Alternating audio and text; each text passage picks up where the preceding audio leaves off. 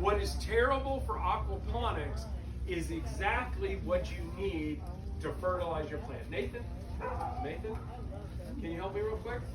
I'm putting you to work, man. Come on, you're ready to go, man. You've been tracking me.